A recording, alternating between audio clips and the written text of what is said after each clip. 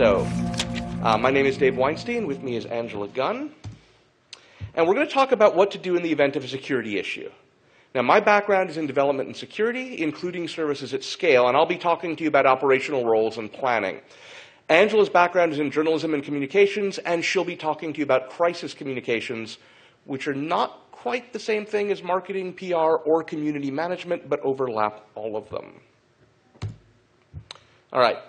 Bluntly, this is a talk about operational and communications planning and emergency response. This is not a technical talk, and we're not going to talk to you about how to do security right. We are, in fact, just assuming that you're doing security right. Please be doing security right. So our intent in this talk is to give you tools you can put into action. You should be able to apply these techniques immediately and with the resources you already have on your team. I'm going to talk about logical roles in this. In many cases, especially for small shops, people will wear multiple hats. We're going to talk about planning and training, including how to build playbooks for incident response, and how to use those even before an incident occurs to help identify critical paths and resource issues. Angela will talk to you about the security community, which you're probably not in touch with, and crisis communications and outreach. Now, there is an important thing. I am not your lawyer. In fact, if you want to get right down to it, I'm not actually a lawyer. And if you really want to get technical, I don't have a degree. So Angela has a degree, that's the good news. The bad news, it's in philosophy, so totally do not get Socrates as your defense attorney. And neither one of us stayed at Holiday Inn Express last night, so you are totally 0 for 4. Now, unless you happen to have a lawyer turned game developer on your team, the odds are very good you don't have an in-house counsel. And that's fine. Whenever I talk about legal roles and the scope of this, what I'm really talking about is a person who's wearing that as an additional hat. This is someone on the team who's familiar with your contractual and other legal obligations. These may be the terms you have with a credit card company about protecting card information and PII. It may be a relationship you have with your sales channel and distribution channel, or with an IP holder whose work you've licensed. And in the case of things like the Children Online Privacy and Protection Act, actual legal requirements imposed by the government by statute. That being said, when you're working on playbooks that involve legal issues, you probably do want to consult with an actual attorney brand attorney. What we're going to do is we're going to take a look at the operational roles that the model uses. Many people will fall into more than one logical role, especially in smaller companies, and that's expected. One of the things that happens in any small company is people wear multiple hats. You usually find that out when they go somewhere else, and you discover that you actually needed 2 or 3 people to do the work they were doing. To make this work, we're going to go over a set of terms and roles and other things that will help frame the discussion. And the first one is the notion of a DRI, or directly responsible individual. And the DRI model is a little different than what you're used to. On most teams, either the producer or the lead programmer will make a decision about whether or not an update goes live, whether something makes it into the build, whether the build is safe to prop to beta. All these decisions in a DRI model are made by the DRI. This person calls the shot usually a week at a time. So if you are the DRI, you are the one wearing the beeper, you are the one on call if something goes wrong at 4 in the morning, and you are the one who says, wow, this is really, really buggy. I don't think we want to push it to beta or even to internal testing or friendly testers. The DRI does not need to be a programmer. Any member of the team should be able to fulfill this role. After all, we're historically used to having producers fulfill a lot of this role, and most of them are not programmers. And the ones that were programmers haven't been programmers, as a general rule, for long enough that their skills are rusted out anyway as far as that goes. You don't need to be technical for this role. It's a matter of training and responsibility. And that's something that we're going to talk about throughout this discussion, is that it's really important, if you're going to put people in a position to make decisions that have real impact, to train them and not just put them out there to fail. The DRI does not make decisions in a vacuum. Decisions about the status of builds are going to be taken after discussion with the leads. The DRI is responsible for the decisions they make, but you need to support them. Don't hang your people out to dry. And you want the DRI role to rotate. It's stressful, and you need anyone to be able to act in that role as needed. Otherwise, you can't take a vacation, go to a wedding, get married, have any kind of a life if you are always the person who has to be there. And again, we're going to see that more when we look at critical paths. Finally, you probably want to have an internal-only email address that's just DRI. that can be reached by anyone on your team, and then you don't have to worry about who is DRI this week. If something comes up, you send it to DRI at your domain anytime. Now, we're going to talk a lot about communications and this role internally and externally, or more specifically, Angela is going to talk a lot about this role. Now, assuming you're large enough to actually have a comms team, what this means is your technical staff don't actually have to learn to speak to the outside world if they don't want to. Some of them will. Generally speaking, because of the demographics of the industry, most of them are introverted and really don't want to talk to other human beings if they can possibly help it. Now, for smaller teams, and certainly for single-person shops, this doesn't apply. You'll be wearing this hat among many others. But the whole idea is, again, we're trying to give people responsibilities that they are comfortable with and trained for. And so you'll find people who are like, I'm perfectly fine with making decisions about whether or not the build goes out, but I don't want to be the one to talk to the player base and tell them there's no update this week. And you'll have other people who don't want to make the decision, but are fine putting things into terms that the players or the press or anyone else can understand. And in fact, comms, in addition to keeping the DRI in the loop of anything they find, comms will often be the transition point between multiple DRIs if it's rolling off at the end of the week saying, hey, this is what we were working on last week, just so you know. In a smaller shop, you'll probably know anyway. General staff. This is everybody else. Now, there's an old folk expression, you have 2 ears and 1 mouth for a reason. I've not personally done well with that advice, but it's there. The key point is that you want to have a way for your team members to be ears for the company, and you don't want to have them speaking for the company accidentally. If you're speaking as a representative of the company, it should be something planned and deliberate. Now, there are a couple ways to do this. The biggest one is to have an internal-only email address, essentially FIRE, or FIRE's a good one. Basically, something has gone wrong. And this something doesn't have to be technical. It can be, hey, there's a report of a bug on the internet, are we vulnerable? It can be, hey, someone is pirating our game. It can be, hey, someone got upset about a design decision we made and Reddit is exploding. They don't have to be technical issues. It's just a way for people on your team who happen to be out looking at something on Twitter or Reddit or anywhere else to go, oh, they're talking about us. I don't know what to do. They email to FIRE.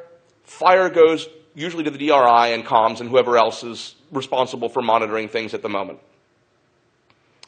Now, as a practical standpoint, unless you have really strong reason to believe that someone is deliberately pranking your internal FIRE account, there can be no penalties for a false alarm. What you want here is for your people to have a way to let whoever has to be the adult this week to know about it. And if you penalize them for not doing the research ahead of time, well, they're not going to tell you what you need to know, and you don't want to drown out that signal. As always, you want to support your people with training if they're going to be speaking for communications or another role for the company. If you're a small company, you may actually have no general staff who aren't leadership, in which case, support yourselves. You should be good to yourselves. Which brings us to leadership. Now, Angela's going to talk about how this can go wrong in more detail when we talk about crisis communications. But seriously, the biggest thing for leadership to do is do no harm. Even off-the-cuff comments by someone who is perceived as having a strong identity as a founder or leader of the company can do damage that your communications and community management people cannot overcome. If the head of the company says something that drives people away or offends them or otherwise causes problems, no one is going to believe that the community manager saying, oh no, that was a problem, has any authority whatsoever. They're clearly there as a puppet saying whatever they were supposed to say to make everybody happy. If you are in a leadership role strongly identified with the company, what you say has disproportionate weight. On the flip side, you can use this power to back up your people. If you've got someone saying, wow, yeah, we know we promised you a patch this week, but it turned out it was a really difficult problem and it's going to be next month. Well, that's not good news you want to be giving out, but someone's giving it out. You're probably going to catch a lot of grief from your customer base of people calling them everything but, you know, a sweet child of God. And that's okay, but now you can come in as a leader with your established authority and the weight of your reputation and say, no, this is a really good person, they were doing the right thing, we just misjudged, we're sorry. And you can lend that credibility there. It's good to be able to have that, but it's more important to just not make things worse. And we've talked enough about training. We should probably talk in more detail about training. So I love playbooks. Flat out, they're wonderful. One of the nice things about playbooks is that they are a fail-soft solution. Having one playbook is always better than having none, two is better than one, and so on. This means you don't need to solve the problem right away. You can order in pizza, have a staff party occasionally at the end of the week, and say, hey, let's brainstorm a problem and then do a playbook for it. Playbooks need to be focused and short. If they're complex, they won't get used. The end result of a playbook is either an action or a pointer to another playbook. Now, the other thing you'll find is if you're making playbooks, they're going to shape both how you manage your infrastructure and build your software, and they'll have real ramifications when you realize what your critical paths are. And we're going to see that as we walk through one right now. And yes, if you've ever done customer support, a playbook looks an awful lot like a customer support flowchart. All right. The example I'm going to use is Heartbleed. And the reason I'm using Heartbleed as an example is because the developers didn't actually do anything wrong. They used cryptography. They used it appropriately. They did not invent their own. They did not even implement their own. They used the industry standard library for their platform. Everything we tell people to do from a security perspective. But because of a vulnerability in the platform, they were absolutely flat out vulnerable. And the fix was horrific because the keys were compromised or potentially compromised. And so we're going to use that as an example because the whole point of this is your ability to protect yourself from being compromised is pretty much gone.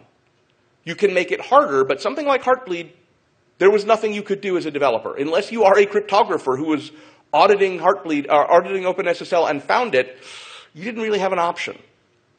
And so the whole purpose of this talk is to plan for what happens afterwards. And that's why I said it was not a security talk or a technical talk per se. So let's walk down the tree. There are reports of a critical vulnerability in a library or component. And the first question is, do we use it? And you'll note that don't know is defaulting to we're vulnerable. We'll talk about this again when we talk about planning and assets, but this not only puts us in a safer security posture overall, it also acts as negative feedback against skimping on your upfront analysis because suddenly you have more work. Because if we know that we don't use that, you log it as not affected and you're done. You can go back to sleep, it's 4 in the morning on a Saturday and you're over. Problem solved. Well, if we use it or we don't know, we go to page 2. Now, this may come as a surprise coming from a security specialist, but not everything is drop everything now. If the attack is not being exploited in the wild, it can wait until the start of the next business day. However, this should be a monitored situation. If it does start being exploited, this decision point should also be revisited. And again, you have to look at the ramifications. For those familiar with the recent Drupal-ageddon bug, Drupal has said basically if you did not patch your site within 7 hours of the update being available, they consider it almost certain that your site was compromised. Because 7 hours later, they were seeing automated attacks hitting servers they manage.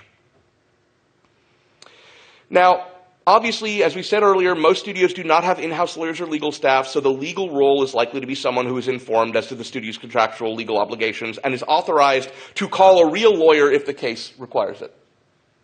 So, it's not being exploited in the wild. We're going to schedule a meeting with our DRI, our QA, our legal, engineering, and comms for the start of the next business day.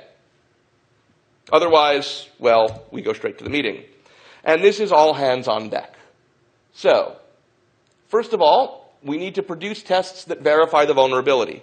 And the reason for this is, first, you want to make sure you have it, and second of all, you want to make sure you fixed it. So, right now, verify that you've got it.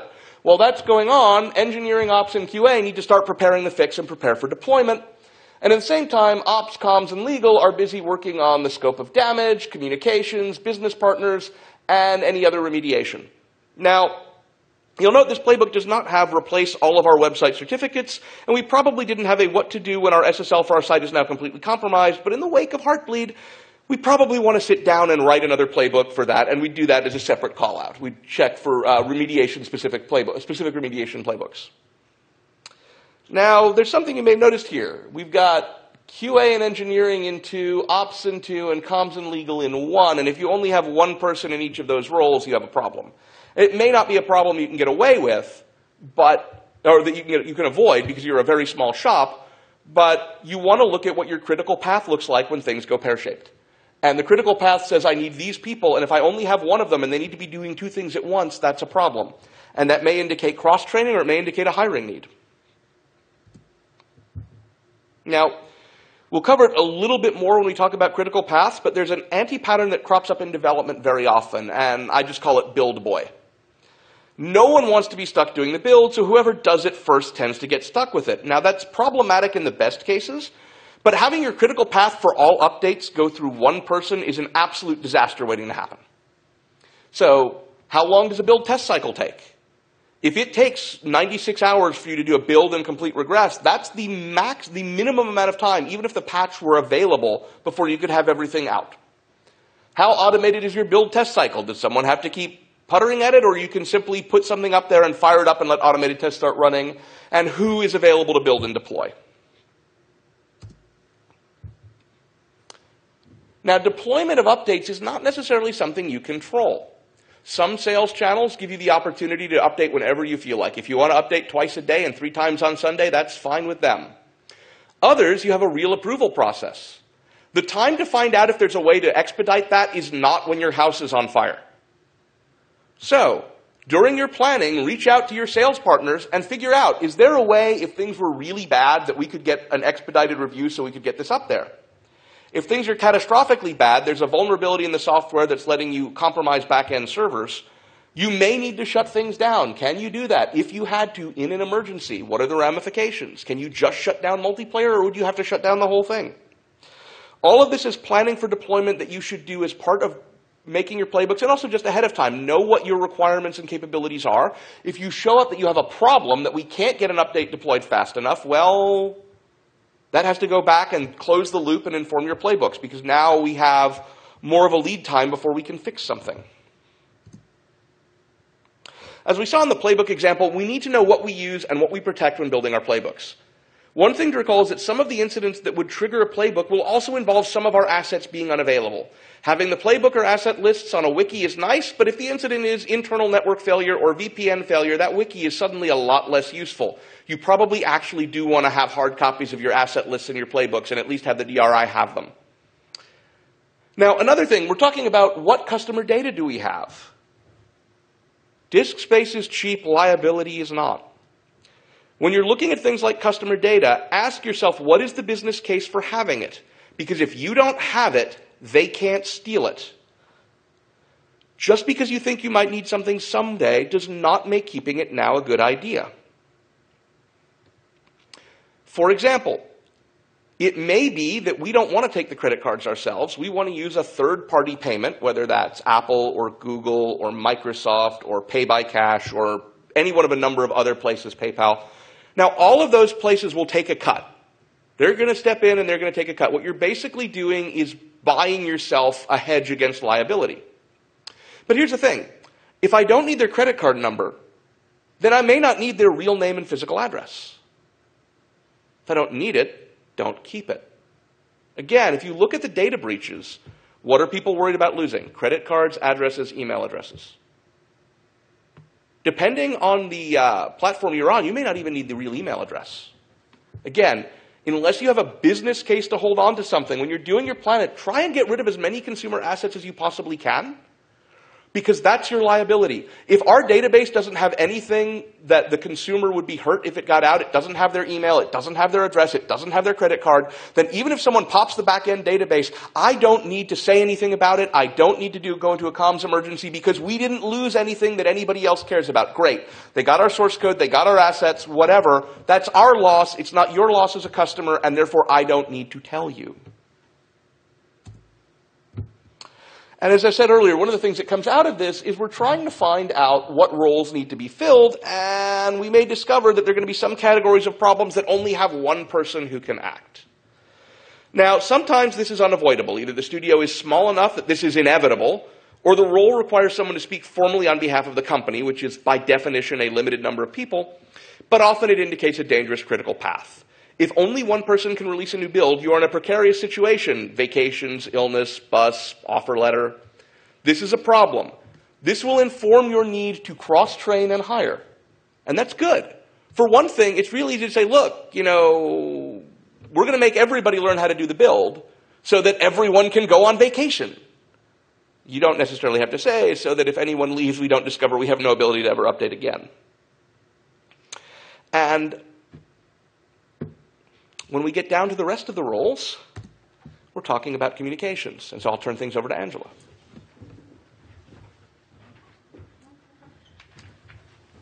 Thanks, Dave. Again, my name's Angela, and I'm here to talk about a role that lies outside the comfort zone of most tech folk, and that's communications. Because comms has some unique dealings with not just developers, but with legal and the outside world, and because comms functions, as Dave mentioned, as a handoff entity between DRIs, there are some things we need to talk about separately. So here I am. Most of us are pretty good communicators under normal circumstances, thanks to ebook and Facebook and Tumblr and text and the Twitters and the phones and having conversations now and then with normal human beings, which is nice. But in a crisis, communications become something that benefits from a lot of structure and as much planning and expertise as possible. I assume most of you would rather be working on the technical problem as opposed to explaining it to the least technical, most hostile user who can manage to personally reach you, probably at 3 in the morning at home. Am I right?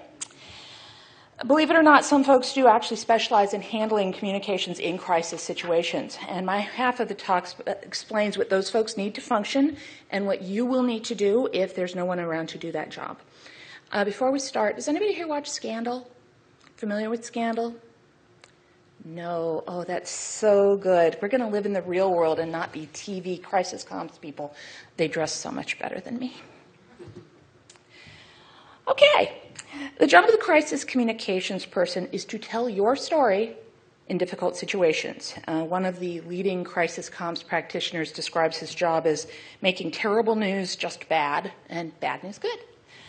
So let's look at the slide. Questions and answers, that should be clear enough, right?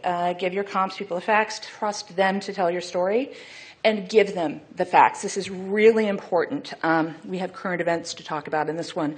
Crisis comms folk do not have the privileged communication status that you would have with, say, legal counsel, but they still need to be operating with as much of the truth as they possibly can.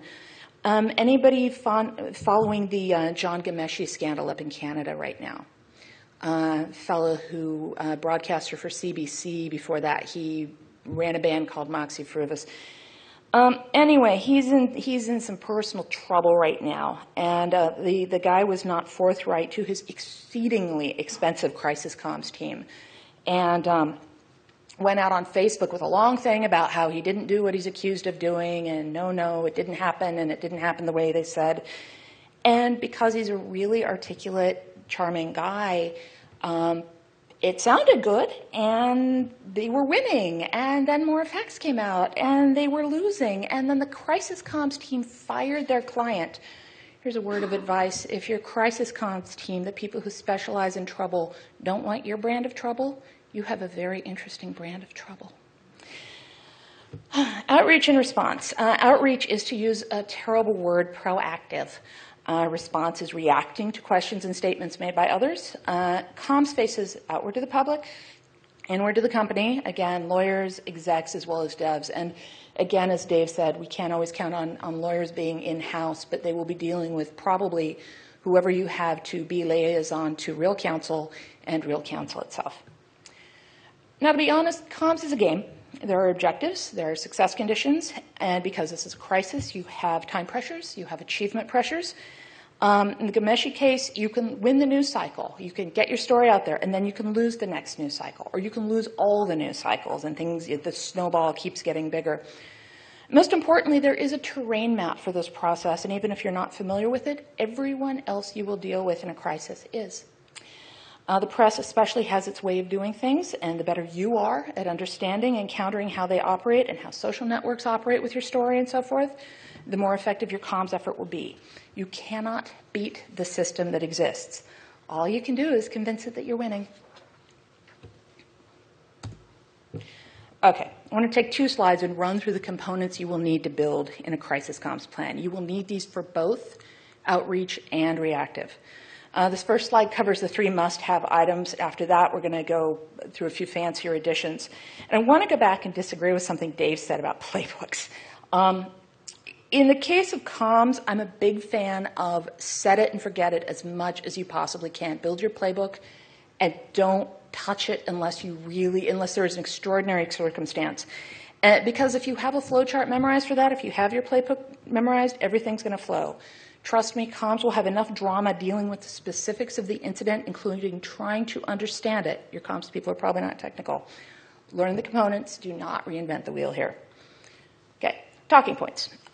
These are the basis of everything else you would develop. They are sentences your spokespeople and anyone else you engage with, anybody on the company who might be speaking, should be able to pretty much recite, word for word. I'm not joking about that. They are your point. A comms person, on average, spends more time and care per word building talking points than on any other of the many components you will see. Each of these sentences conveys one point. They are simple, unambiguous, precise. They are short.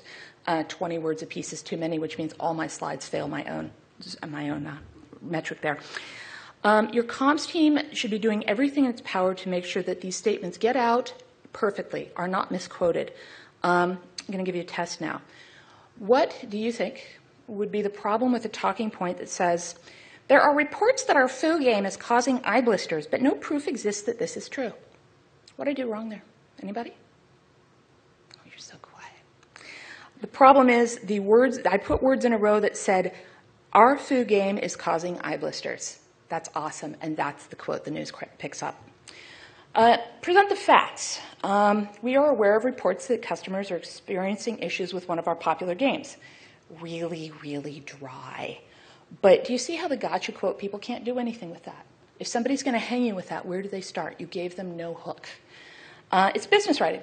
There's a place for memorable language in this process. The talking points ain't it. The statement, on the other hand, is it. The statement's interesting because it's the one thing that sounds like humans are speaking. It's also the first and often the only thing you can send out intact to press or anybody asking you questions.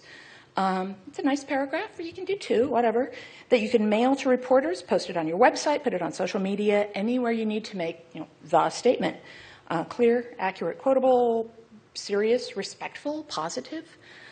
Your goal is to assure people that you are on the case and, as much as you can, to give them the information they need to settle the problem in their own mind. The Ghomeshi case we just discussed, the statement was beautiful, memorable, positive, and was not written with enough knowledge to get out in front of what the next news cycle would be. So it was long. It was extremely long. But most importantly, it lacked understanding of what was to come. Wouldn't have said what was to come, but would have been aware and started countering. Think chess. Some folks use the statement to bring in third-party voices who are independent but can support what you're saying, either in a quote in the statement itself, or more usually by getting permission to include their names and contact information in mailings to the press, not social media, but the press. The right independent voice can make a big difference to a reporter who's just sifting through a lot of opinions on the situation. Yours is only one, even if it is your product. Tough part about doing this is that someone's got to go line that guy up and talk to them, figure out what they might say.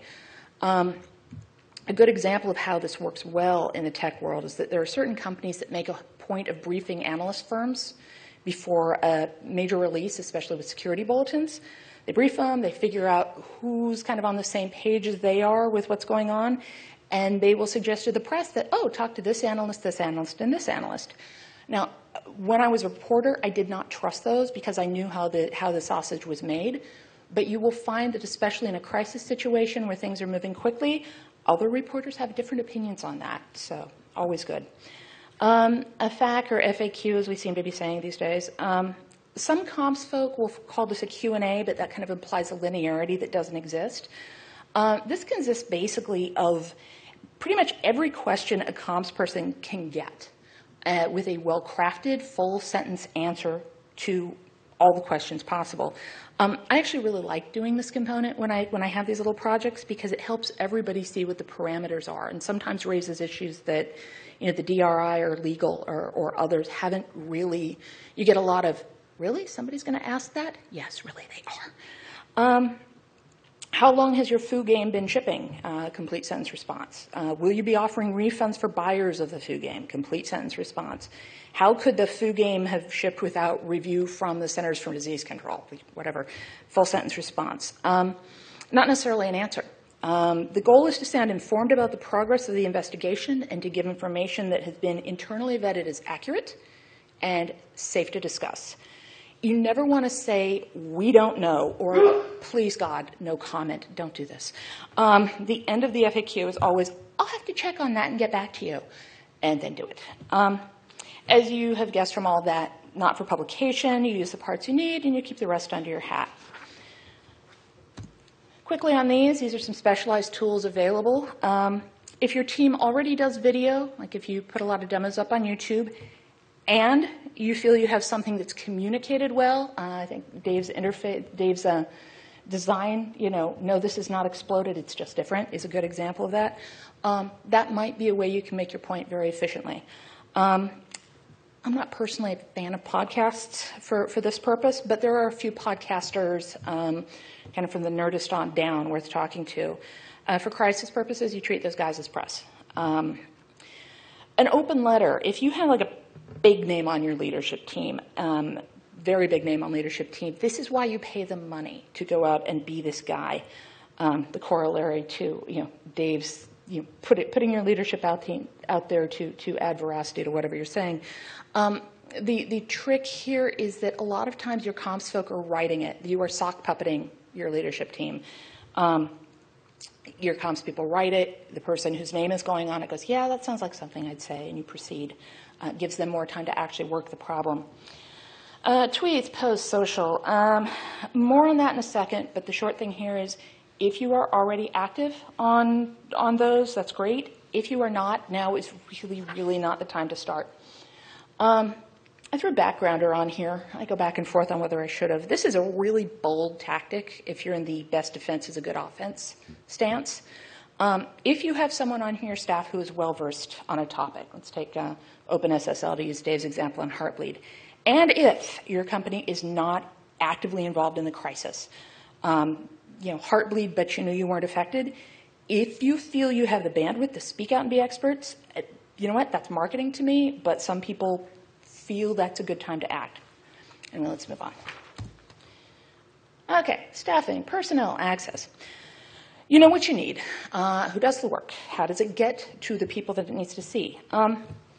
First off, about this slide, these venue bullets, whatever, are in ascending order of both the ease with which comms can be done and the lack of control you will have over the output once it's out there. Most importantly, these are really, really fluid these days. The press read Twitter. A random email guy can put your entire correspondence on blast on Tumblr. Things move around. At every one of these levels of engagement, it's important to, again, know your map, have your plan. Email. We talked about the having a DRI box. We've talked about some public-facing emails. Everybody comfortable with the idea of having a public-facing email that sometimes says stuff to the outside world? Yeah, it's quiet out there. Keep an eye on it. The email addresses Dave mentioned, such as FIRE, I think those are a wonderful idea. You don't make those public, but by that you need to have something where people can tell you things. Some companies use the secure at metric, or I think eBay and PayPal do spoof for some of their things. You get the idea. Anyway, that's also a useful tool if you're set up to notify users of changes or whatnot through that address. Active, or at least actively monitored presence on social media is important, and I think most of you probably do that to some extent. How many of you have somebody on your staff who just kind of does it anyway? They blog, or they're posting to Tumblr, or they're Facebooking, or they're tweeting about work stuff on a regular basis. This may have a massive intersection with your rock stars. Anybody have that guy? We're going to need to talk about that guy. And the rest of you, pay attention, because you've probably got that guy and you don't know it. Then there's the press. If you have PR folk who are already in touch with the press, they have the contact information, the business relationship to handle the outputs. If not, press will probably reach out to you through social media or through any phone or contact information they can find. That thing you put on your home, your main web page a million years ago is probably going to get a workout. If you are contacted by press in a strange situation, ask for their contact info. Tell them you will phone or email them back.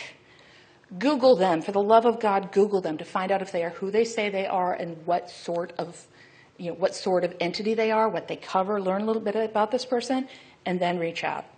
The objective in any case is to funnel all this action to a manageable field of play. So that's going to be managing where you engage, where your comms person engages, and what you're saying and putting out there. That's your messaging.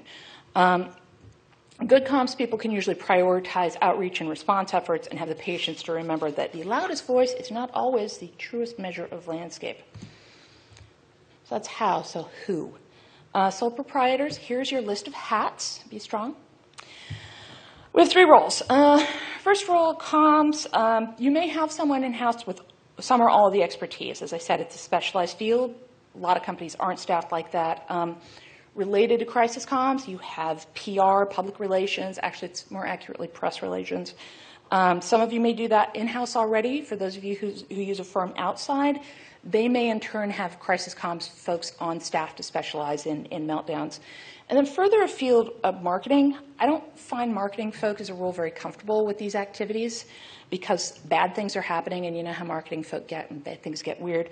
But this may be your first line of defense on things like wordsmithing or social media presence.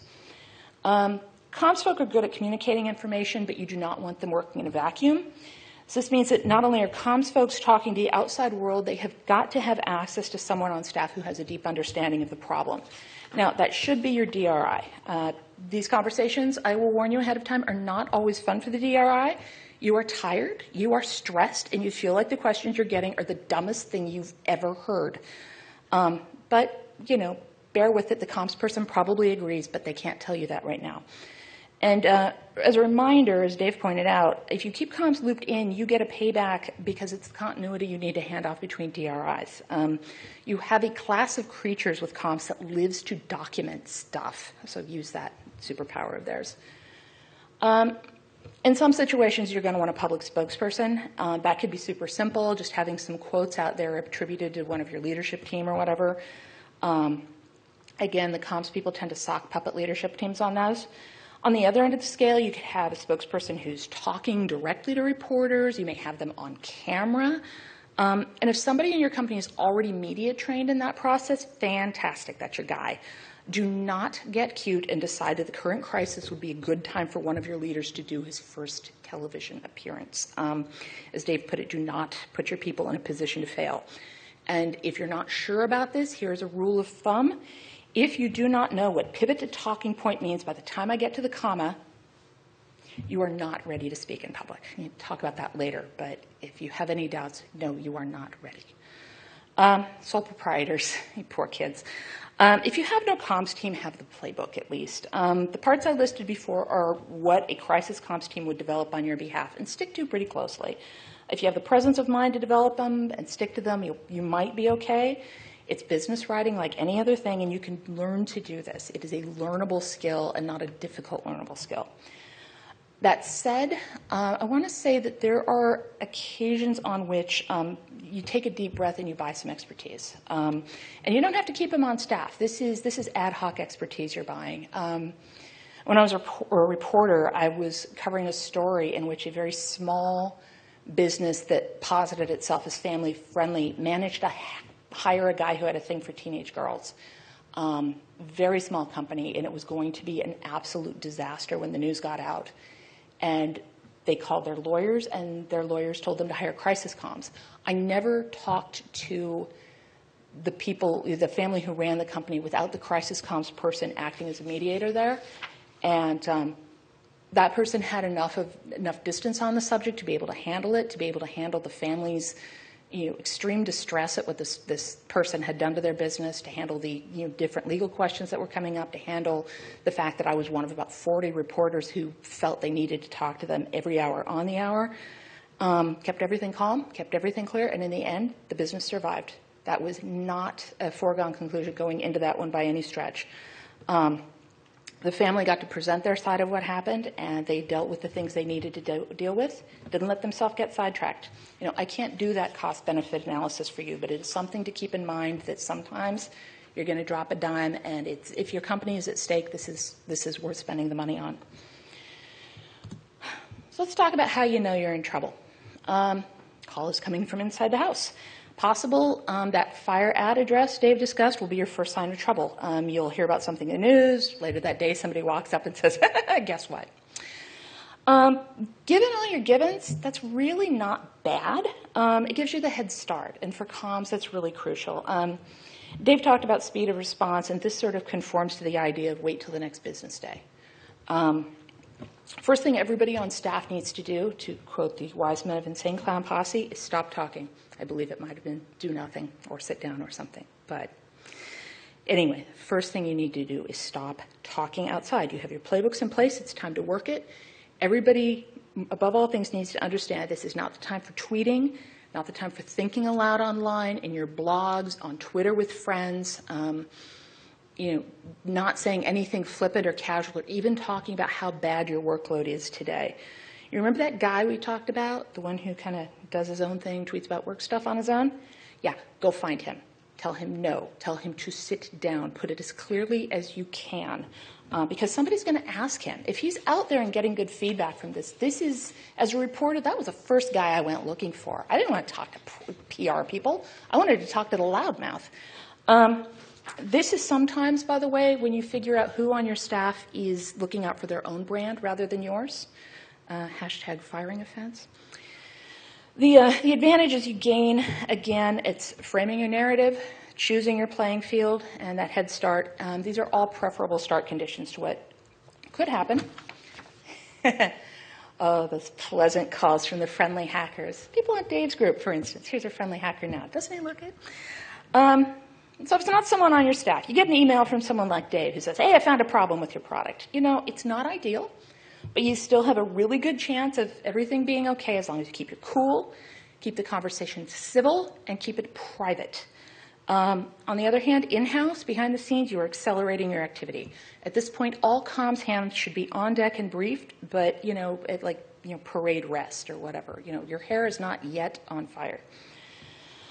One person, probably the DRI, should be engaging with this researcher, and that should either be by email or, if you must, by phone or by Skype.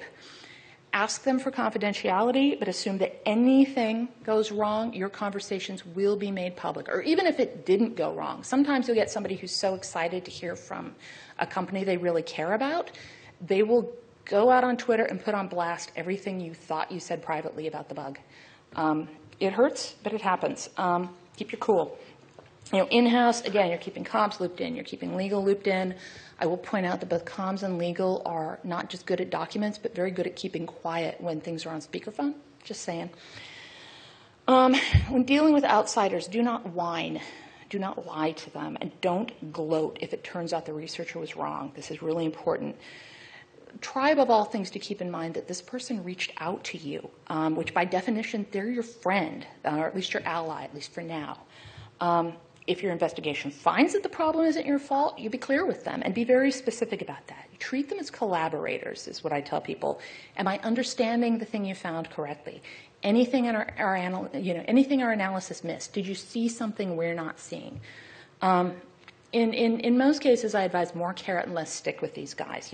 They know you have lawyers, and they know you have power in this situation. If they start making details public in an aggressive way, if they start demanding money or whatever, that's different, and they know that. At that point, your legal folk are going to have some thoughts on how to proceed. But above all things, that remember that reaching out to you, that call that says, "Hey, I found something in your product," no matter how aggressively worded, no matter how it's not an aggressive act. These are your friends. These people are not your friends. Once the press and the general public have taken an interest in your situation, the risk of damage is higher. If you play your cards right, you may at least come out no worse than you are. And by the way, yes, your hair is on fire. At this point, you need your comms plan locked and loaded. And a good rule of thumb in this case is the wider the interest in your situation spreads, the simpler you're going to have to make your message. So you may be going back and making it even simpler, adding talking points going. A video game is, you'd be amazed. Odds are really good that interest in your situation will stay with the press you're already used to, the gaming press, maybe computer press. But if the mainstream for some reason takes an interest, New York Times comes calling, prepare to explain everything as simply as possible. If they don't know your product, if they don't know the gaming space at all, there are a lot of things you're going to have to spell out. Be patient. especially since you're going to find some of them are very arrogant about their lack of knowledge. Always be polite, always be responsive, always, I'll get back to you instead of I don't know, never say no comment. We talked about that. For the most part, if things get to this condition, you're in response-only mode. You're not doing outreach. There's one exception to that.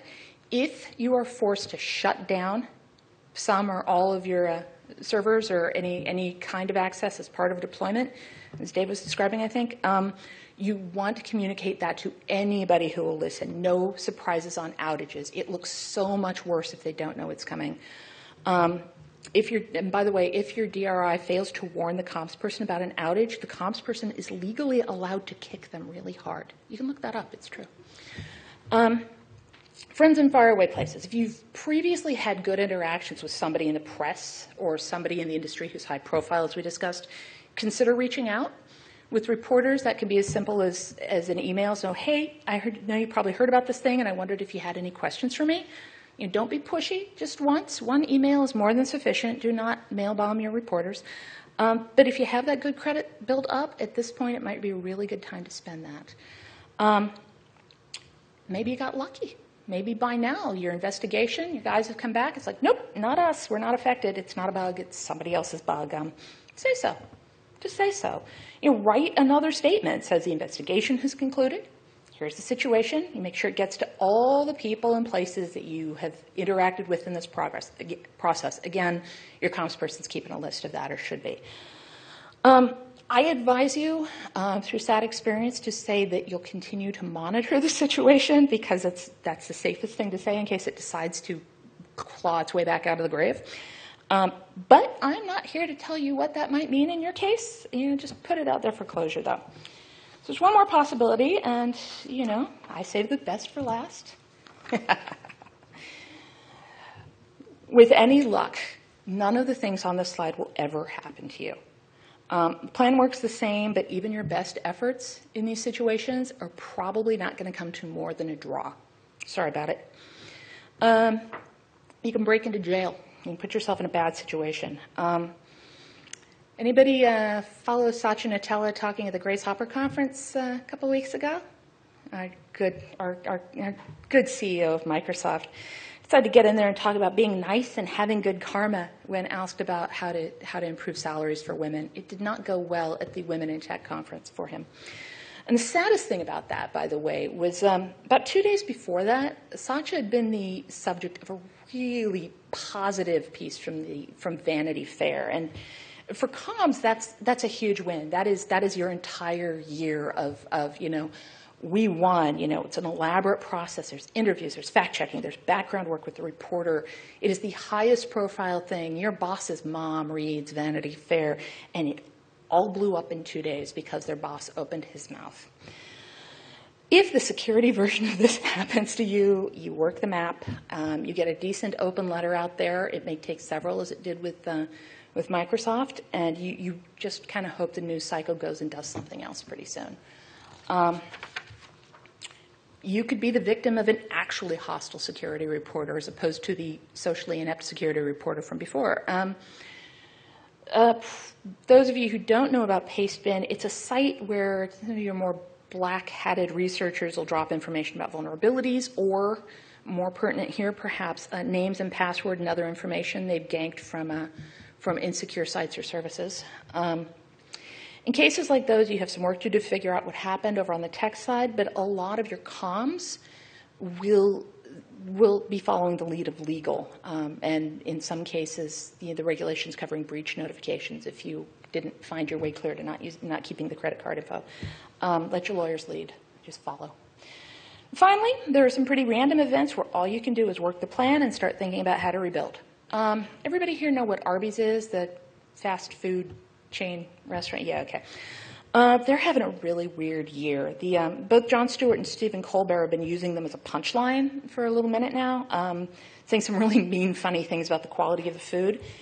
And Arby's clearly has some really smart crisis comms people on retainer, because instead of lawyering up and making them stop, they started sending over sandwiches.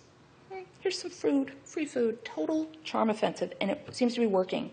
In the last few messages, Stuart and Colbert say, oh, hey, they sent over these sandwiches. They're forthright about it. But the comments have been kinder. And so now Arby's is in this interesting transition between being this mean punchline to this sort of recipient of free advertising. These mean things are said, but the edge is definitely off. I wouldn't say it's positive yet, but as far as making lemonade out of beef lemons, it's it's not bad. And sometimes that is exactly what a win looks like. And I am to the end of my slides. Questions for Dave especially? He has an open mic, I think. No, Would you like to go stand at this microphone? We'll both stand up here because someone might actually have questions. But there's an edge. Who will win the edge of the podium? The edge will win. So are there any questions? There's a microphone up there, or you can raise your hand and we will ask, and then we will repeat the question. Any questions? Terrify them into submission. Or there's napping after lunch. It's one of the two. All right, well. Oh, for a second I thought someone was going to ask a question. Well, in that case, thank you very much, and have a great show.